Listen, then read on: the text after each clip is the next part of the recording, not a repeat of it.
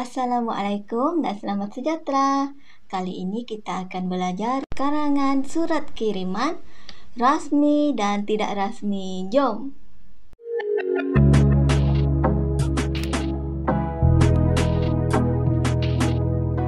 Baiklah, apakah yang akan anda pelajari di video pada kali ini?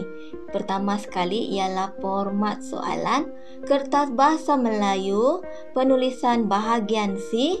Seterusnya, belajar untuk mengenali kunci soalan. Kemudian, tip dan format menulis karangan jenis surat rasmi. Seterusnya, tip dan format menulis karangan jenis surat tidak rasmi. Kemudian, apakah perbandingan antara surat kiriman rasmi dan tidak rasmi? Kemudian kita akan adakan sedikit latihan. Baiklah, pertama sekali kita akan selusuri format soalan kertas bahasa Melayu penulisan bahagian C. Mari kita berkenalan dahulu dengan bahasa Melayu kertas kedua ini. Baiklah, format bahagian C ya. Format bahagian C masih lagi sama. Yang pertama, kamu diberikan 2 soalan, pilih 1 soalan sahaja. Walaupun peperiksaan UPSR telah dimasukkan, tetapi format masih lagi belum ada perubahan. Kedua ialah 25 markah diperuntukkan untuk soalan ini. Maksudnya sangat besar, separuh markah di bahagian C. Seterusnya, panjangnya karangan hendaklah antara 80 hingga 120 patah perkataan. Minimum 80 patah perkataan. Kemudian maksimum ialah 120 patah perkataan. Kalau lebih ataupun kamu banyak idea kan, kamu mau tulis, tidak mengapa. Yang penting kamu kena semak tidak banyak ataupun tidak ada kesilapan. Semakin banyak yang kamu tulis, semakin banyak yang perlu kamu semak untuk sebarang kesilapan, ejaan dan sebagainya. Baiklah, kita lihat yang keempat ialah masa yang dicadangkan menjawab soalan ini ialah 35 minit. Jadi pastikan apabila kamu menjawab bahagian A dengan bahagian B, kamu sudah peruntukkan masa yang cukup untuk kamu menjawab bahagian C. Bahagian C tadi 25 markah. Banyak markah di sini. Baiklah, kita lihatlah yang kedua ialah mengenali kunci soalan. Apa yang dimaksudkan dengan kunci soalan? Baiklah, kunci soalan, kita perlu kenal pasti dahulu kunci soalan sebelum kamu mula menulis karangan. Apa dia kunci soalan? Kunci soalan itu ialah kehendak soalan. Kedua ialah jenis dan format soalan. Apabila kamu sudah tahu kehendak soalan, jenis dan format soalan itu, kamu boleh menjawab dengan tenang, dengan yakin. Kalau kamu salah ataupun gagal memahami kunci soalan, karangan yang kamu hasilkan mungkin akan terpesong ataupun terkeluar daripada tajuk yang sepatutnya lah. Mari kita lihat contoh soalan. Contohnya, kamu ingin mengajak kawan menyertai acara lomba larian. Tulis sepucuk surat kepada kawan kamu untuk mengajaknya menyertai acara tersebut. Jadi yang pertama sekali kita kena cari kehendak soalan. Kehendak soalan ini mengajak kawan menyertai acara lomba larian. Kalau kita lihat yang seterusnya, cikgu tanda di situ sepucuk surat. Maksudnya jenis dan format karangan ialah surat kiriman. Tetapi kalau kamu lihat kata kunci tadi, kawan, maksudnya format karangan itu ialah surat kiriman tidak rasmi. Baiklah, selesai mengenali ataupun berkenalan dengan kunci soalan, kita teruskan dengan apakah dia tip dan format menulis karangan jenis surat rasmi. Baiklah, mari kita berkenalan dahulu dengan format. Yang pertama sekali, karangan jenis surat rasmi ini ditulis untuk menyatakan aduan, membuat permohonan, seterusnya rayuan. Kemudian menyampaikan undangan, dan yang kelima ialah membuat pesanan. Jika kamu terlihat ataupun terbaca kehendak soalan ini, maksudnya kamu diminta untuk menghasilkan surat rasmi. Seterusnya, gunakan kata panggilan hormat penerima yang sesuai, contohnya tuan, puan, datu ataupun datin.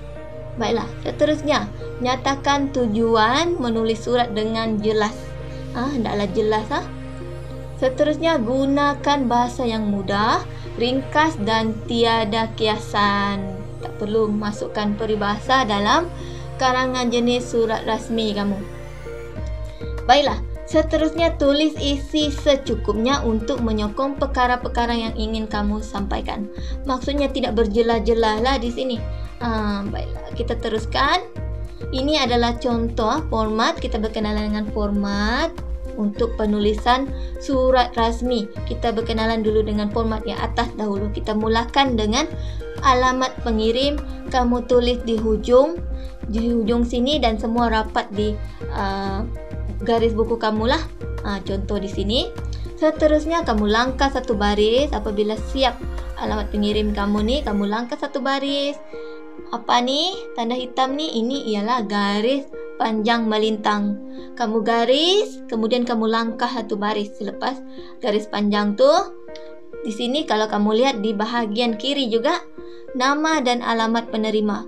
Alamat pengirim, alamat penerima berada di sebelah kiri. Kemudian di sebelah kanan kamu lihat di sini tarikh. Ini adalah tarikh.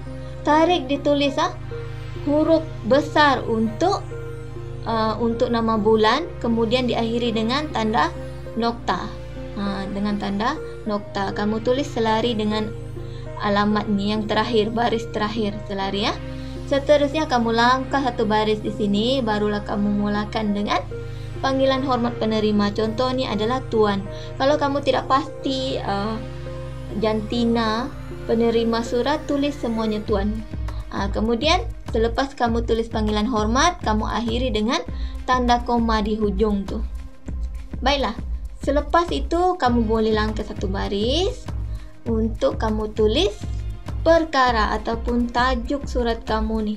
Kamu gariskan dan ditulis huruf besar di setiap pangkal perkataan kecuali kata sendi, kata hubung, contoh bagi, untuk, semua tu. Kemudian yang di bahagian perkara ni tidak perlu kamu letak tanda nokta dan kamu garis ya.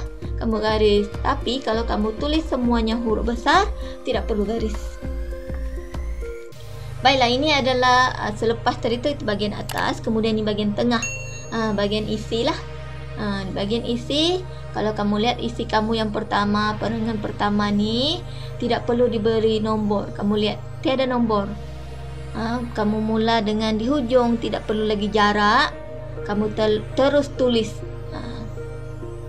Terus tulis. Kemudian kamu langkah satu baris, kamu mulakan dengan perenggan seterusnya untuk isi kamu. Diberi nombor setiap perenggan 2, 3, 4. Kalau kamu ada isi lagi yang seterusnya 5 di sini.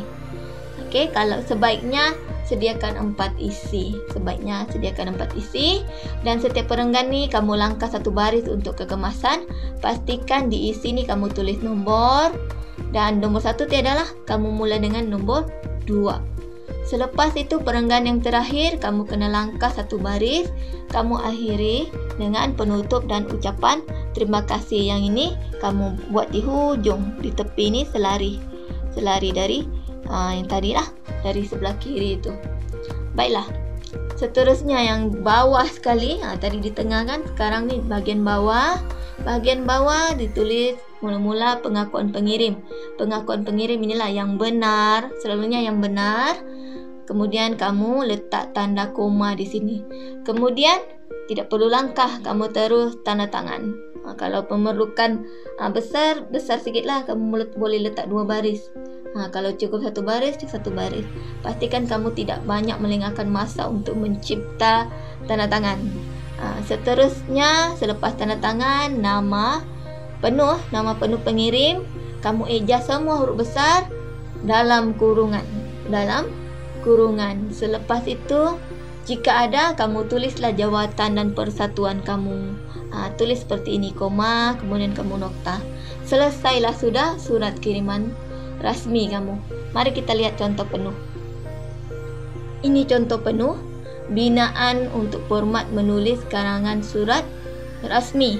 Kita lihat di sini, saya telah berikan penerangan tadi, apa-apa yang perlu berada di surat kiriman rasmi. Jadi kamu bolehlah rujuk nota-nota yang cikgu berikan ni untuk supaya lebih faham lah. Baiklah, kita teruskan dengan contoh. Ini adalah contoh surat kiriman rasmi. Kalau kamu lihat, ini adalah surat aduan.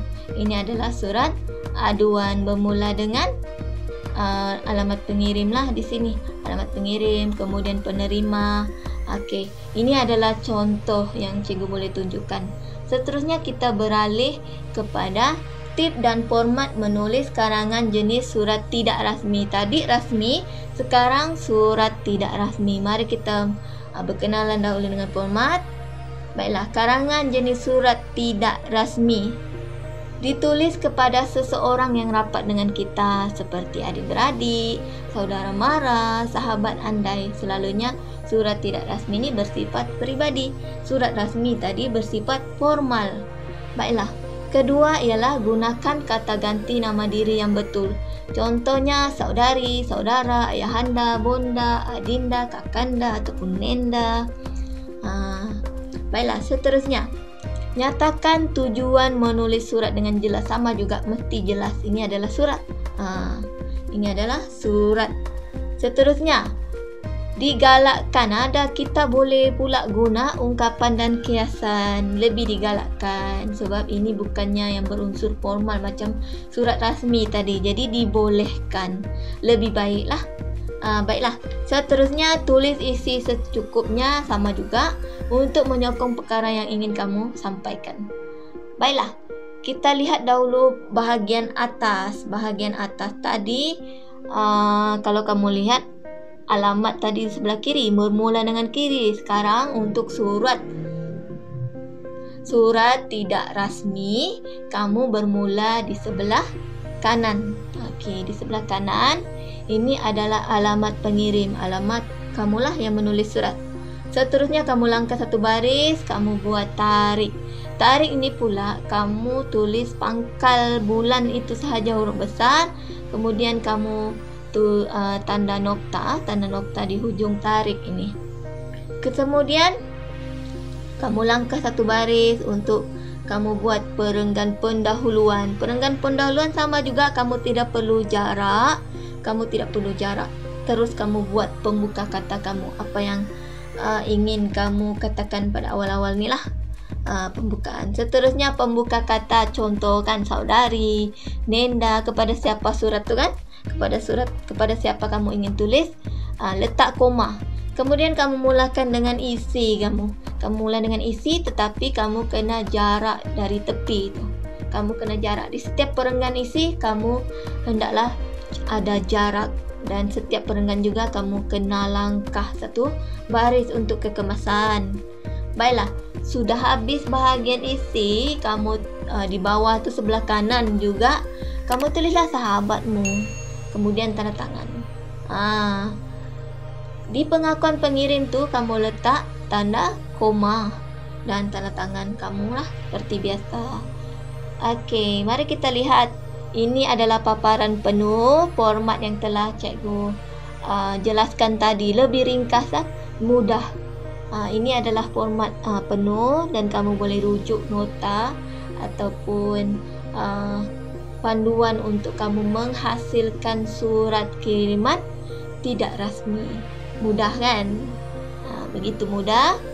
Ini adalah contohnya, jadi kamu boleh buat ringkas. Kamu boleh buat ringkas seperti ini. Baiklah, kita lihat seterusnya apakah banding beza kedua jenis karangan ini. Mari kita lihat perbandingan karangan jenis surat kiriman rasmi dan tidak rasmi. Mari kita lihat. Baiklah, pertama sekali perbandingan yang perlu kita lihat ialah alamat. Alamat untuk surat rasmi bermula belah kiri, tetapi alamat surat tidak rasmi bermula sebelah kanan. Surat rasmi semuanya mengalah ke kiri, surat tidak rasmi semua pula mengalah sebelah kanan. Tapi apa yang kekal di sini yang sama tarik tuh. Tarik semuanya, dua-dua berada di sebelah kanan, tetapi cara kamu menulis tuh. Cara kamu menulis, tarik untuk surat rasmi kamu tulis semua huruf besar. Kemudian tarik untuk surat kiriman tidak rasmi kamu pangkal bulan tu saja huruf besar. Seterusnya surat rasmi ada tajuk. Surat kiriman tidak rasmi tidak ada tajuk. Baiklah. Kita lihat di sini seterusnya panggilan hormat, kata ganti nama diri penerima juga berbeza. Kemudian isi untuk surat rasmi ada nombor, di surat kiriman tidak rasmi pula tiada nombor. Seterusnya pengakuan pengirim berada di sebelah kiri untuk surat rasmi, pengakuan pengirim di surat tidak rasmi berada di sebelah kanan. Begitu juga dengan jawatan. Jawatan hanya berada di surat rasmi. Baiklah, adakah anda semua sudah memahami apa yang telah cikgu sampaikan tadi? Mari uji pemahaman kamu tentang apa yang telah kita pelajari tadi. Mari kita mulakan. Pertama sekali, soalan yang pertama, nyatakan jenis surat yang berikut, rasmi atau tidak rasmi.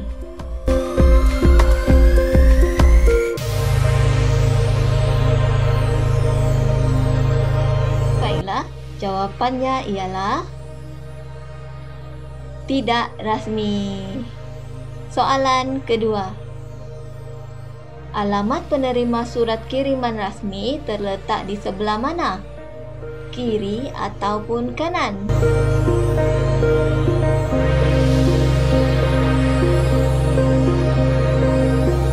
Jawapannya ialah sebelah kiri. Kita teruskan soalan yang ketiga. Antara yang berikut, mana satukah format tarik ini merupakan format surat kiriman tidak rasmi?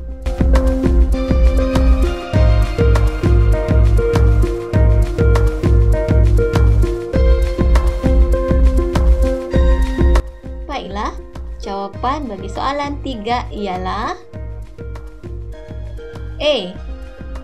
Kalau kamu lihat, tarik itu ditulis bulan, pangkal sahaja yang ditulis dengan huruf besar. Baiklah, kita teruskan. Soalan keempat. Tanda tangan pengirim surat kiriman tidak rasmi terletak di sebelah mana? Kiri atau kanan?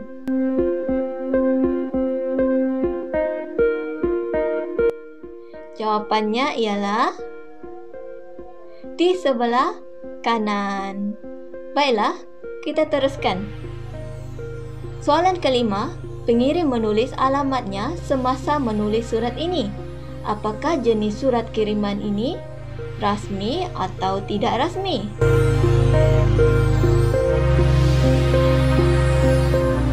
Baiklah, jawapannya ialah surat kiriman rasmi. Baiklah, itu sahaja daripada cikgu. Terima kasih kerana menonton ataupun menjadikan video ini sebagai panduan untuk kamu menghasilkan karangan jenis surat rasmi dan karangan jenis surat tidak rasmi. Semoga video ini dapat membantu anda untuk menghasilkan karangan mengikut format yang baik. Baiklah, itu sahaja daripada saya. Jangan lupa tekan butang subscribe, like dan kongsikan video ini sekiranya bermanfaat. Kita jumpa lagi. Terima kasih.